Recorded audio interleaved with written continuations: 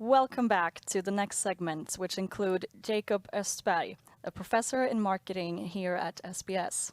Welcome, Jacob. Thank you so much.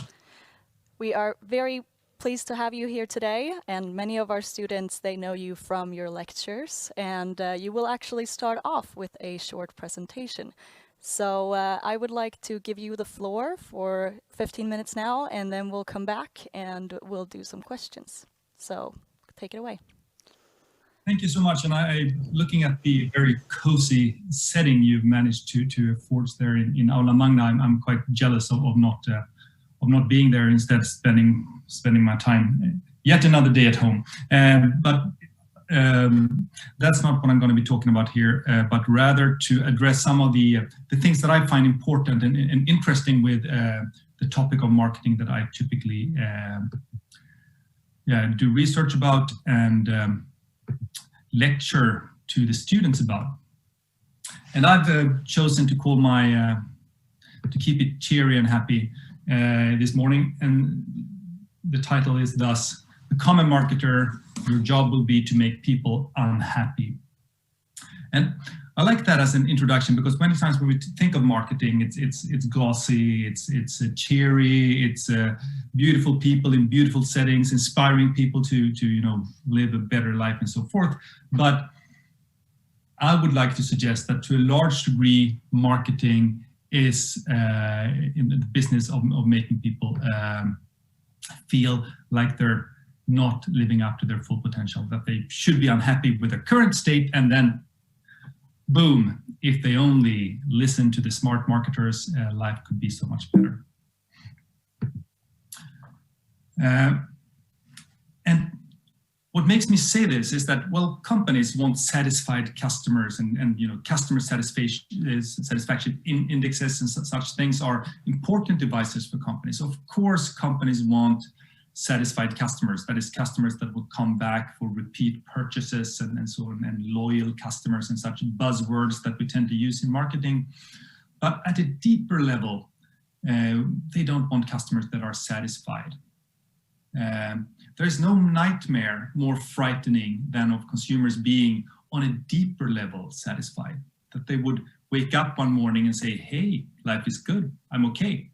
That would mean the most disastrous scenario for the world economy, if people were indeed satisfied, happy. And yet we strive for happiness. That seems to be, if you listen to the great philosophers of thousands of years back, striving for happiness seems to be the one and only goal that we can sort of agree that is reasonable. But it's this thing that, well, we cannot have customers happy. Thirsty customers will buy more water. We need to keep the customers on their toes, feeling that, no, this cannot be it. There needs to be more. And thus, to a large degree, the business of marketing becomes one of making people feel deprived of something. And people, and I'm quoting here Zygmunt Bauman, a sociologist who I think has written an immense amount of stuff that is really essential for marketers. He's a sociologist, so it doesn't typically come in basic marketing courses. But if you read, organization management and marketing, you will eventually, as you climb up through the different levels and you reach a more advanced state of your studies, it's not uncommon that you will you will come in contact with Zygmunt Bauman. And this is one quote that I really enjoy from him that I think captures this. And he says that people tend to believe sincerely that what they truly desire is tranquility, but they delude themselves. What they are truly after is agitation. What they really crave is to chase the hare, not to catch it. The pleasure is in hunting, not in catching the prey. And I think this is a very nice metaphor for how consumer culture works. We're constantly chasing, and we fool ourselves over and over again that, now this is it. This is, the sunglasses. Now that will end my ever ongoing hunt for the perfect sunglasses. Now the springtime has come. I've invested in these important and expensive classic sunglasses. I will keep them for a really long time. The hunt is over. And then the itch starts again, and we start chasing the hare, to refer to Bauman again. And in another text, Bauman, he brings up this, and he's not the only one that has said this, but he kind of relates to this idea that our contemporary society is, then according to Bauman, the only society in human history to promise happiness in earthly life, and happiness here and now and in every successive now.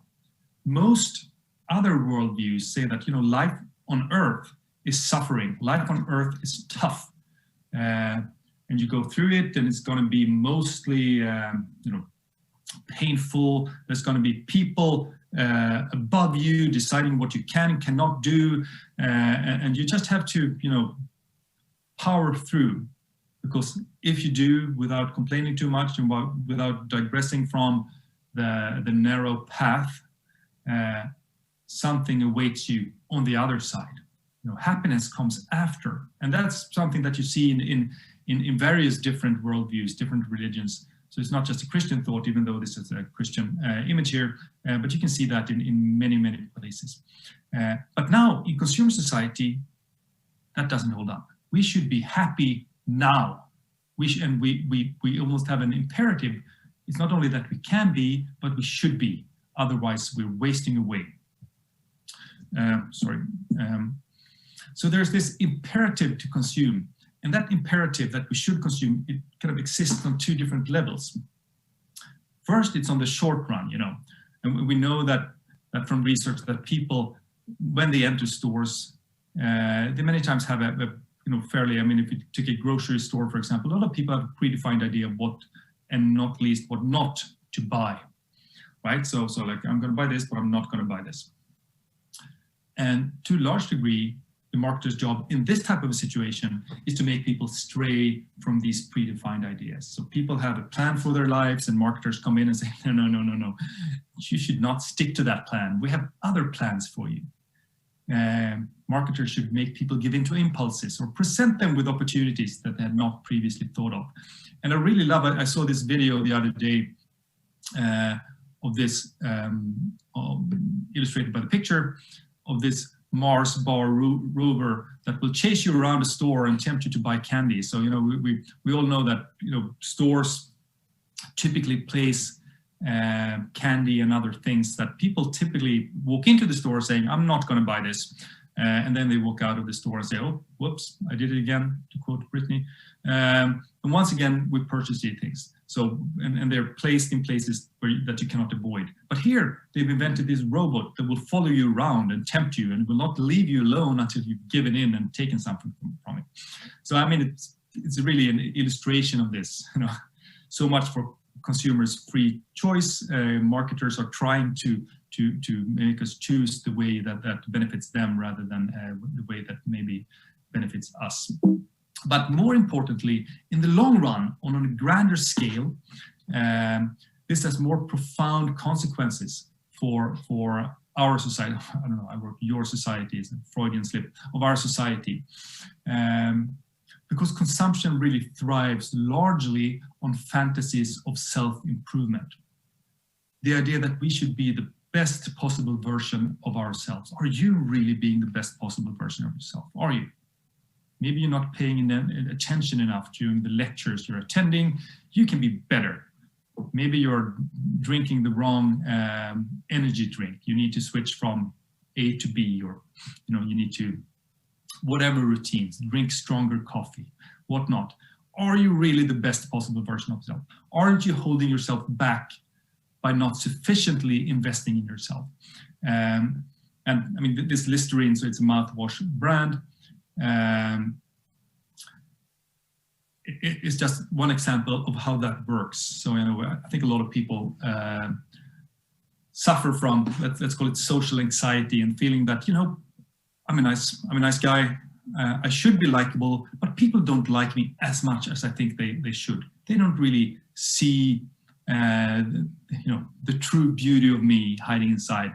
There must be something, and this is something that marketers are really good at reinforcing. So here's like, okay, maybe your love life is not working out the way you want to. Maybe you don't. Yeah, the people that you want to kiss do not want to kiss you back. What could possibly be the problem? Is it me? No, it's not really me. It's my breath, and we can help you. We can improve, and then you can come out in full bloom as a better version of yourself. And a lot of marketing works like that, helping people, questionable, but making people feel dissatisfied and searching for potential problems and then giving a solution, right? And there's this Promethean shame. So Prometheus, the god who took the fire from the heavens and gave it to the people. So now you have the power of the fire, and you should be almighty. You should be able to take control. And if you have all these powers given to you by the market, but still cannot be happy, then you should be ashamed. Then you're a bad consumer. You're not taking the gift of consumer society and making the best of it. You're suffering. You're living a half-life, even though all the solutions are out there for you if you only choose wisely. So that's kind of what this imperative in total, in the long run, comes to when it comes to these promises of consumption. So where does this leave you? And I know that not all the students at Stockholm Business School are aiming for a career in marketing, but a fair share are getting into marketing, and those that are not are typically in businesses that somehow end up having a marketing department and so forth. So given that this great power that marketers have to influence people's lives and to a large degree to make people dissatisfied, because dissatisfied people will tend to consume more, that's a great power. And quoting here, I think this is, Spider-Man, or the Peter Parker quote, "With great power comes great responsibility."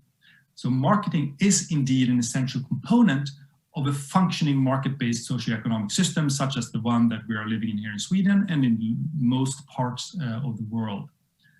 It's essential. It can do good stuff, but it can also contribute, and it is indeed contributing at the moment, to the detriment of such a system. It makes it come into question. And here, I think marketers have great powers to do things much better, taking these things into account more. So that's my message to you this morning. Become a responsible marketer. Do not contribute to the detriment of society, and do not aim to make people overly unhappy. I think we're a sad bunch of unhappy people as it is. We don't need even more people throwing sand in our wounds. So with that cheery and happy message, I hand it over to the little question and answer session that I've been promised that we'll have after this.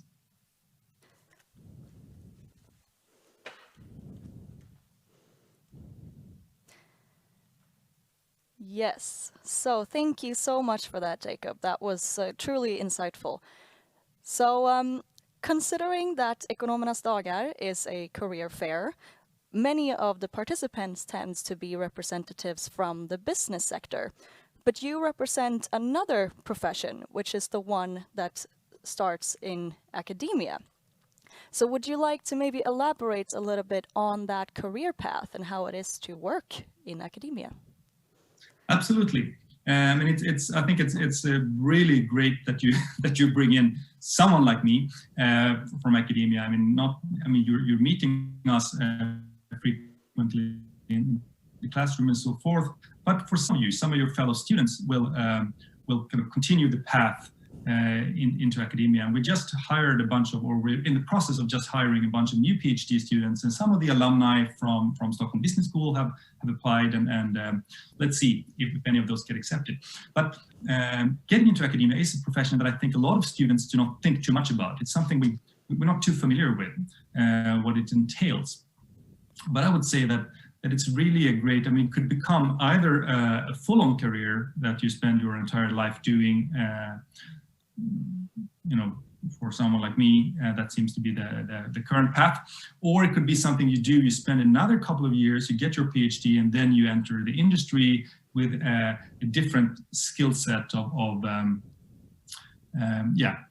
competencies that you need those extra 4 or 5 years to really get down. And it looks like today a lot of large consultancy firms and such are looking much more for people with PhDs, needing that extra. So many people are getting a master, so you can get ahead by doing this. And getting into academia is interesting because it's really a profession where you not only get to, but you're very much encouraged to, and being a successful academic really depends on you being nerdy enough to spend endless amounts of time on a tiny little problem or issue that you find worthwhile. So you really get to define for yourself what your work life is going to be. I mean, you do teaching and such things, and then you have, more or less freedom to choose what to teach. But when it comes to the research, that it largely defines the kind of identity of academics, the kind of research they do, we have great freedom to choose what it is we like to focus on. And I think that kind of, and the better we are at it, the more freedom we have to choose freely how to allocate our time and what to do with it. And I think that's something that is, so for someone who's kind of driven and has that passion to find out more about things and to tend to focus obsessively on a tiny problem that no one else seems to care about, this is really a great profession. Yeah, that is definitely another take on continuing your path in academia that at least I haven't heard before. But so you started off by saying that you're obviously not here today. You're working from home, as many of us also in the business sector do, as well as obviously students in these times. But if you could maybe think back upon the time when you used to still be studying or being present, I would say, at the university, how would you describe the workplace in terms of how you interact with your colleagues, and considering that you have many colleagues in the same position, you don't only work with your students?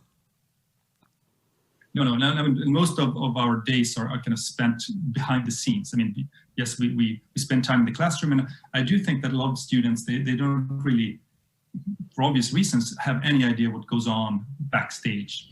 But that's where we spend most of our times. And it's interesting because there's like two paces of life going on in parallel behind the scenes. So we have, let's say, the fast-paced life of teaching, running to the classroom, having a seminar with lots of students.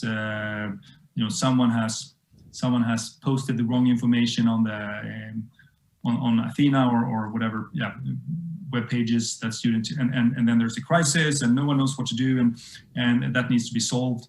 I mean, these things that you've encountered very much, unfortunately, from the student position, and then quick things, or you get 600 exams on your table that needs to be graded, and then it's a certain type of tempo. So we have that fast pace, but then at the same time we have this slow pace, or much slower pace at least, of the academic, the more research side of things, where you need to take time to think, to write, to rewrite, and those two, I think, create a nice dynamic where, at least for those that manage to get enough of both, that you have the slow pace where you can sit down with a colleague and have a really inspiring intellectual discussion over lunch, and sometimes you more have the the quick, just grabbing a quick sandwich and complaining about all the exams I had to grade. So I think it contains both, and also, as you can guess, given the seasons, so there are summer, after the summer when people come back rested, there is more of the one, and then as we approach the end of the semesters with all the thesis that need to be graded and so forth, it gets more stressful. But it's nice waves of different types of work that really creates a rather good situation, I'd say. Yeah, definitely. Then it is both very similar to the business sector as well as having some differences. That's very interesting. But in your presentation, you talk about being a good form of consumer, and you touched upon the subject of how that could potentially negatively affect us. Do you have any suggestions to us as students how we could potentially avoid being negatively affected by the ads that are continuously around us? But I think just an awareness of this imperative for self-improvement, that there's of course nothing inherently wrong with trying to be the best you can be and trying to achieve whatever you have in you. That's not bad in itself, but it's also a project that does not have an end, right? So you can always, you look at people who seem to be perfect and have their life together, and then once you scratch the surface, it ends up that they're insecure and they're working on all these things. So there's no end to it. And I think to say that, yeah, let's not, try to reach the end because that's unattainable, but rather view it as, yeah, it could be kind of a philosophy for how to move forward in life, but being very aware that you can never get there. And it's the marketer's job many times, or they construct things such that it becomes their job to make you insecure, make you feel that this is not the best. Like my hair could be shinier, my teeth could be whiter, my brain could be functioning sharply, longer hours, or whatever it might be. It's what marketers need to do to sell things, but let's not, I think, to attempt to not get that too much under our skin and just realize that, yeah, of course they're saying that, but really. Yeah, definitely. I think that's a little extra interesting to me because I would like to maybe connect that to how we use social media. It's no longer just professionals working at businesses that creates this need, but we also have people all around us, our friends and family and different types of influencers that creates this need as well. And that's a very interesting insight that you bring up to be able to have that perspective that it's in a way staged and predictable. Yeah. And I think that when it comes to, and you mentioned influencers here, and I think it's really interesting to see how influencers obviously have been portrayed as like potential negative because they have such perfect lives and you cannot live up to this, and it's seemingly they're showing their real lives, but on the other hand it's also very much staged. But yet, kind of one of the big latest trends in marketing is this idea of virtual influencers. So not even the real people influencers are good enough or perfect enough. Now we're creating virtual influencers that seemingly real, but that can be fully controlled and will not have any of the flaws that real people, even the Kardashians, unavoidably do have at the end of the day. So I think this portrayal of perfection is hard to handle, and I think social media, as you indicate, contributes to that. Definitely, and maybe that is very interesting topics to actually research in the upcoming years, what the development of these even more perfect lives will be. But we are plenty of master's thesis and bachelor's thesis on the topic as we speak. So that is interesting. Well, we would like to thank you so much for your time, Jacob. And obviously, most of our students have the pleasure of actually taking your lectures. So hopefully this has sparked an interest in maybe more new students to look forward to your upcoming classes and maybe even potentially pursue their profession in academia. So thank you so much for your time. It's been a pleasure to have you here. And we will shortly be back, but now we will have a short commercial break.